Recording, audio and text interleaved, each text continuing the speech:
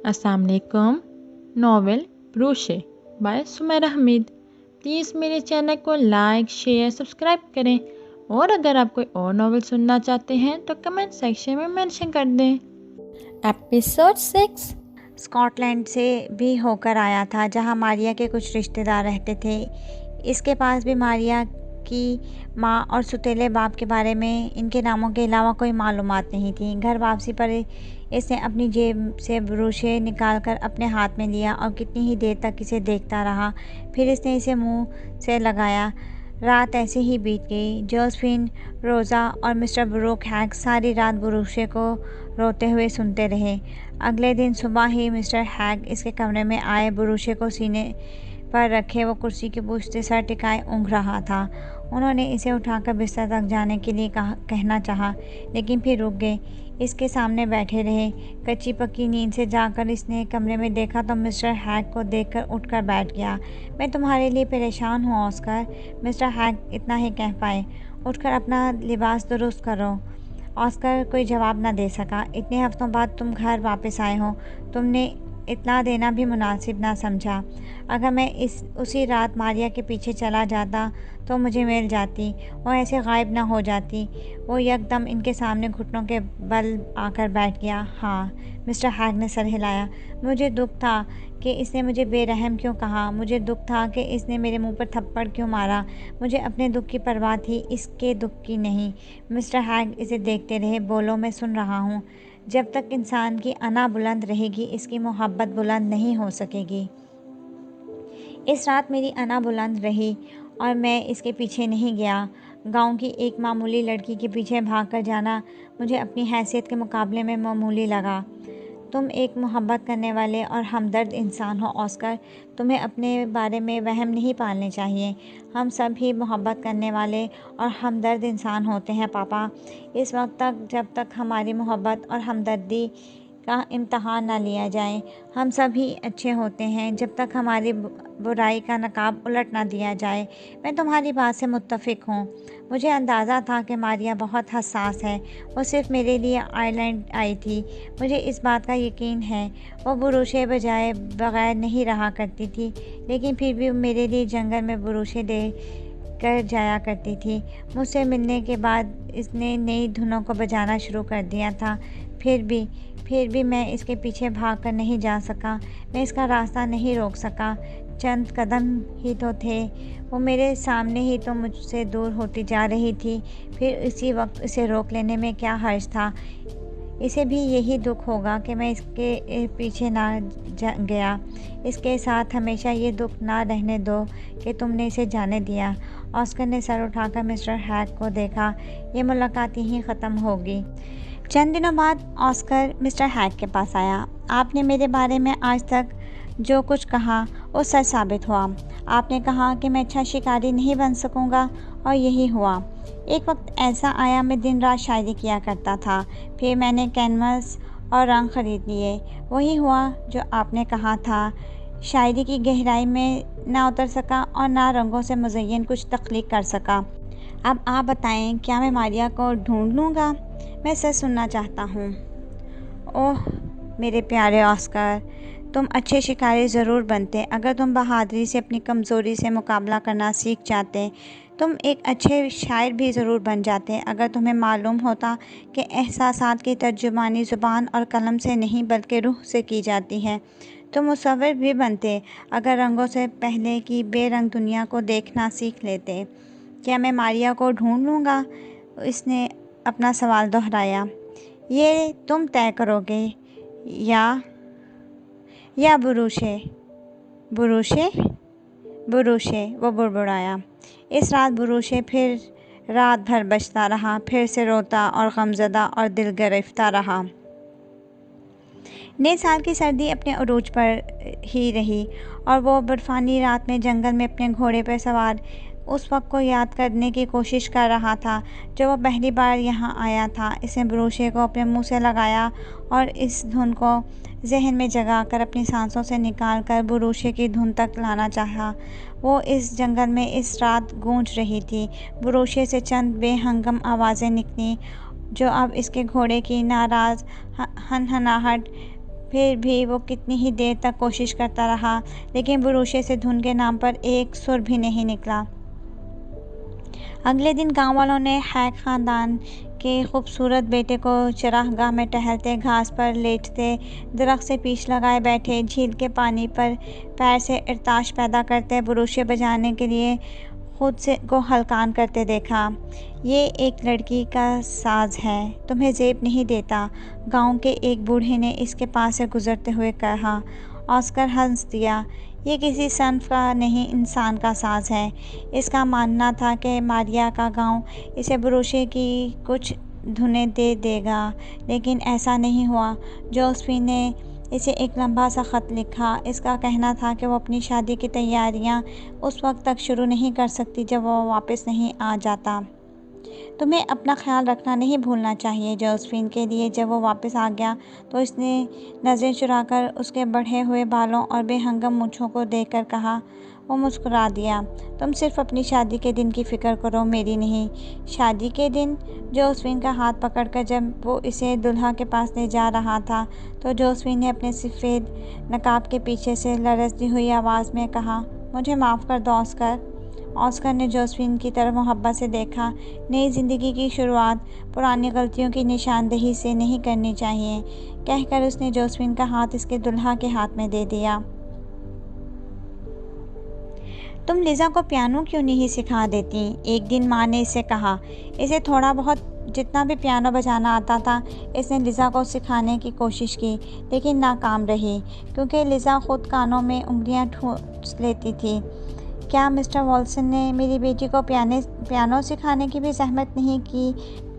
England में तुम वो वाहिद लड़की होगी जो इतना बुरा पियानो बजाती होगी। तुम्हारी तरबियत पर उन्होंने बिल्कुल तवज्जो नहीं दी।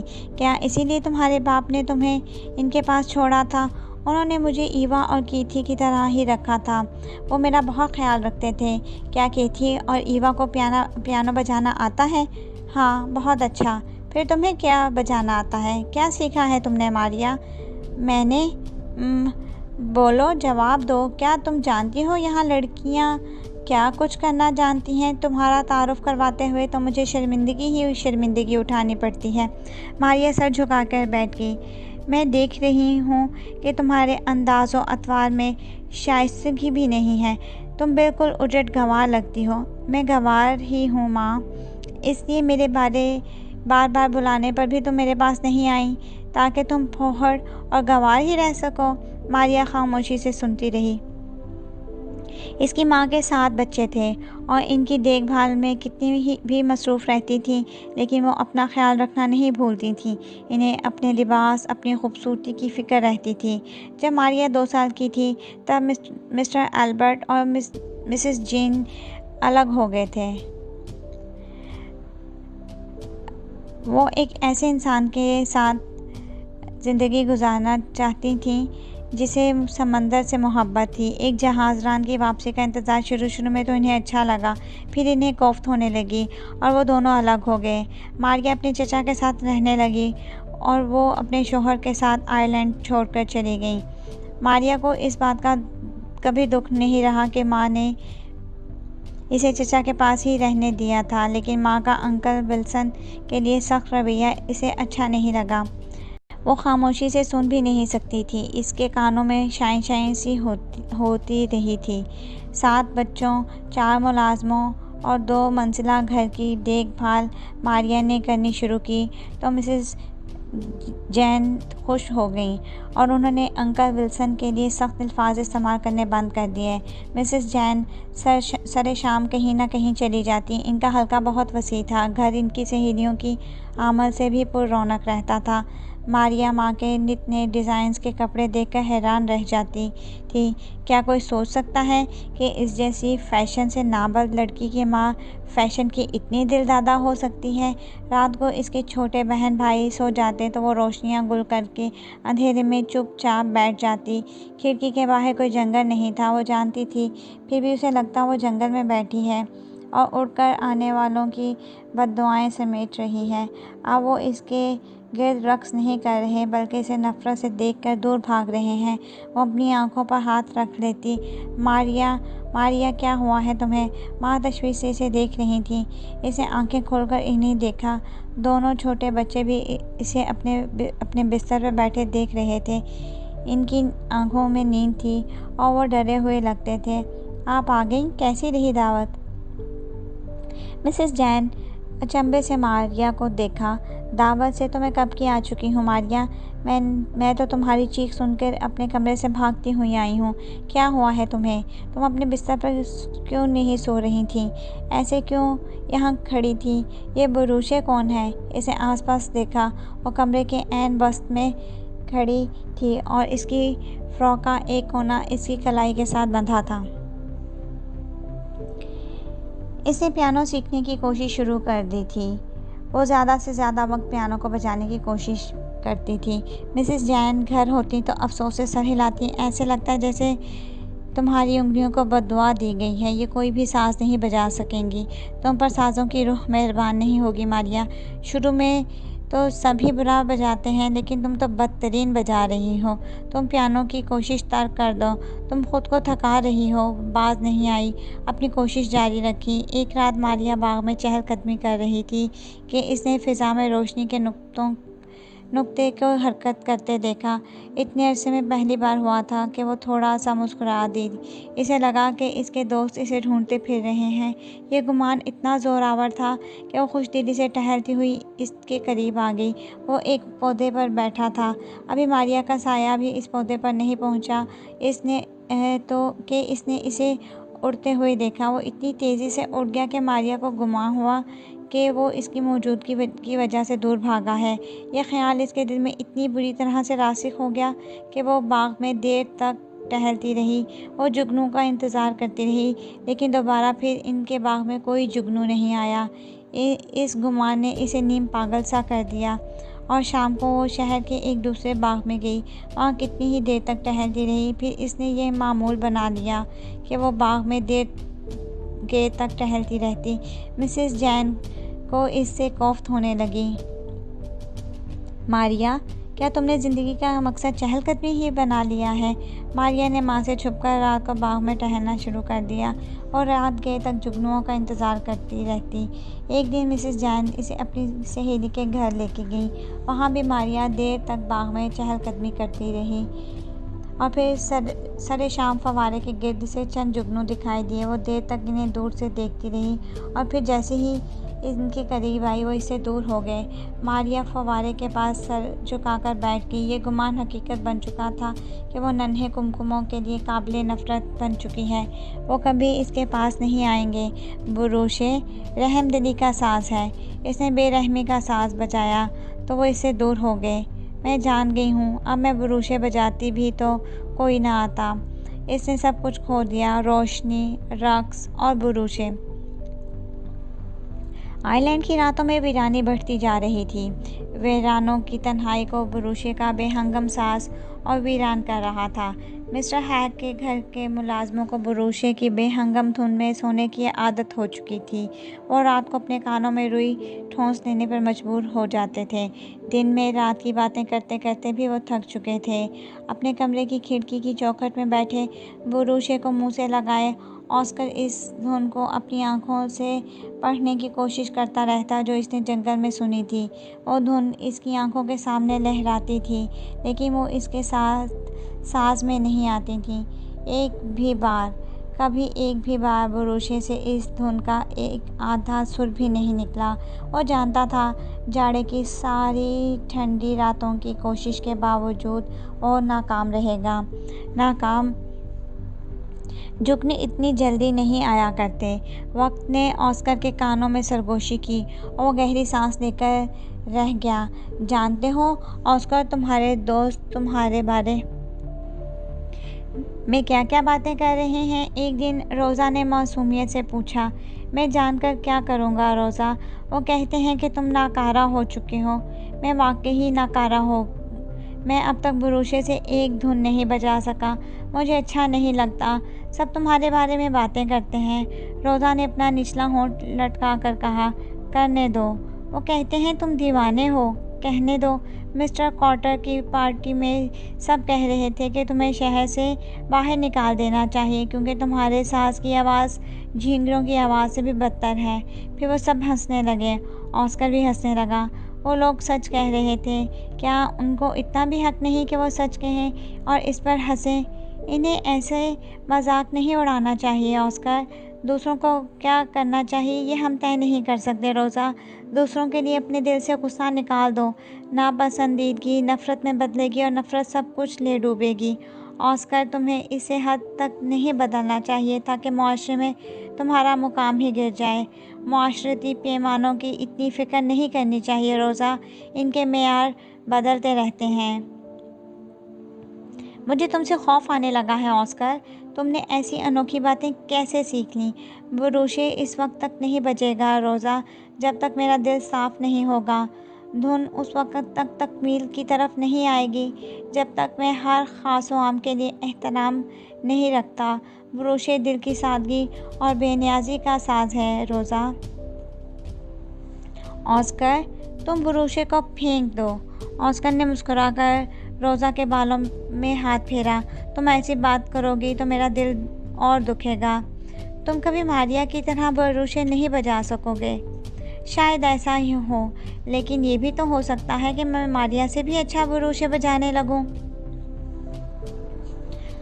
ऑस्कर ने अपने जाने की तैयारी मुकम्मल कर ली तो वो मिस्टर हैग के कमरे में इन्हें अलविदा कहने आया। ख़त लिखते रहना ऑस्कर। ऐसा ना हो तुम्हें ढूंढने के लिए मुझे भी किसी सास का सहारा लेना पड़े। ऑस्कर हंस दिया। वो एक बार फिर से मारिया को ढूंढने के लिए आयरलैंड से बाहर जा रहा था। इसे मिसेस जैन के कुछ रिश्तेदारों के बारे में अंकल विल्सन ने बताया था। इनका कहना था कि वो इन्हें ख़त लिख चुके हैं, लेकिन ऑस्कर ने ख़त के जवाब का इंतज़ार नहीं किया। वो इतना इंतज़ार नहीं कर सकता था। इस वक्त वो फ्रांस जाने के लिए जहाज़ में पर बैठा। इस वक्त पानी की सतह पर सूरज अपनी आखिरी किरणें छोड़ रहा था। पानी की सतह बेशुमार जुगनुओं से सजी हुई थी। ऑस्कर मुस्कुरा दिया। इसे लगा कुदरत की तरफ से ये एक इशारा है। शायद इसे फ्रांस में मारिया मिल जाए, वरना जहाज़ में जुगनू। समंदर की सतह पर तैरते इकलौते जहाज़ को देखकर इसे मिस्टर एल्बर्ट याद आए। आज से पहले इसने हमेशा इन्हें खुश होकर याद किया था, लेकिन आज वो दुखी हो गई और इसकी आंखों में नमी आ गई। क्या हुआ मारिया डियर? मिस्टर जैन की सहेली लेडी एलिज़ाबेथ पूछ रही थीं। ये पेंटिंग अच्छी है। मारिया ने दीवार पर लगी पेंटिंग की तरफ इशारा किया। ओह, ये पेंटिंग, ये मुझे भी बहुत पसंद।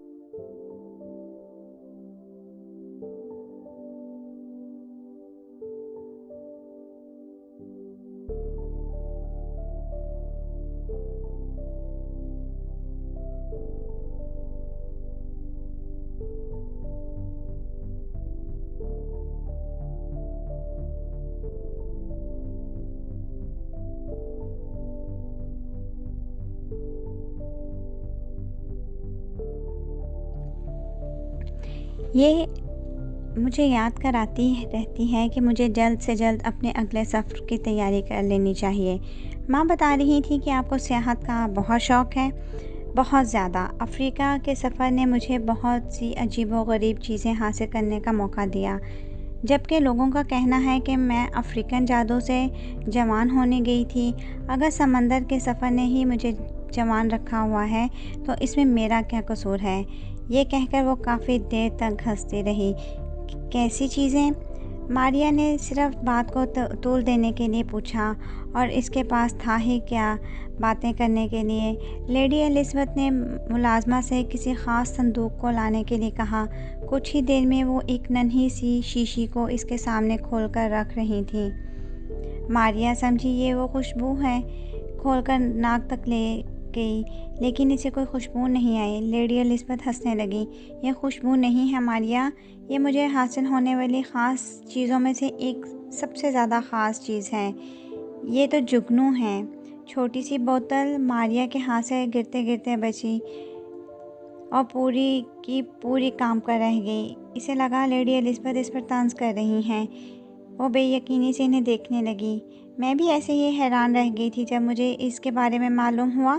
तुम इन जंगली लोगों को नहीं जानती, तो इन्हें जादूगर ही कहूँगी। मुझे इसके लिए काफ़ी भारी कीमत अदा करनी पड़ी, लेकिन ये मुझे मिल ही गई। देखो, इसका एक कतरा आम पानी में शामिल करके इसे बाग, पौधों, फूलों पर छिड़क देने से कुछ ही देर में जुगनू इन पर आकर बैठने लगते हैं। क्या आपने इसका इस्तेमाल किया है? मारिया की आवाज़ काँप कर रह गई। क्या तुम्हारी माँ ने तुम्हें नहीं बताया? ये बात और टॉक ऑफ द टाउन रही है। चंद हफ्ते पहले की दावत में मैं इसका इस्तेमाल कर चुकी हूँ। मेरे मेहमान हैरान थे कि मैंने हैरत का ऐसा सामान कहाँ से लिया है। सब मुझसे इसके बारे में पूछ रहे थे। मारिया भी यकीनी से इन्हें देख रही थी। फिर लेडी एलिज़ाबेथ अचानक आने वाले किसी मुलाकाती से मिलने गई तो मारिया ने जल्दी से बोतल को खोलकर इसके कई कतरे अपने हाथ पर टपकाकर ऐसे चेहरे, बाजू, कपड़ों पर मसल लिए। खुद गर्जी की हद को छूते हुए इसने थोड़ी सी और चोरी की और चंद और कतरे लेकर ऐसा ही किया। अगर लेडी एलिज़ाबेथ वापस ना आ जाती तो यकीनन वो पूरी की पूरी बोतल के साथ ऐसा ही कर जाती। मारिया ने जल्दी से इनसे रुखसत चाही और इनके घर से बाहर गई और घर जाने के बजाय बाग में आ गई। शाम रात से मिलने की तैयारियों में थी। वो अफ्रीकन जादू आजमाने आई थी। वो पौधों और फूलों के दरमियान खड़ी हो गई। अंधेरे ने रोशनी के धब्बे नुमाया करने शुरू किए और दूर से इसे रोशनी के कुमकुमे नज़र आते हुए दिखाई देने लगे। वो एक नहीं, कई एक थे। वो ठीक इन्हीं पौधों और फूलों की तरफ आ रहे थे जहाँ वो खड़ी थी। इनके आने का अंदाज़ कुदरती नहीं था। वो जानती थी वो किसी चीज़ की तरफ खींचे चले आ रहे थे, अफ्रीकन जादू की तरफ।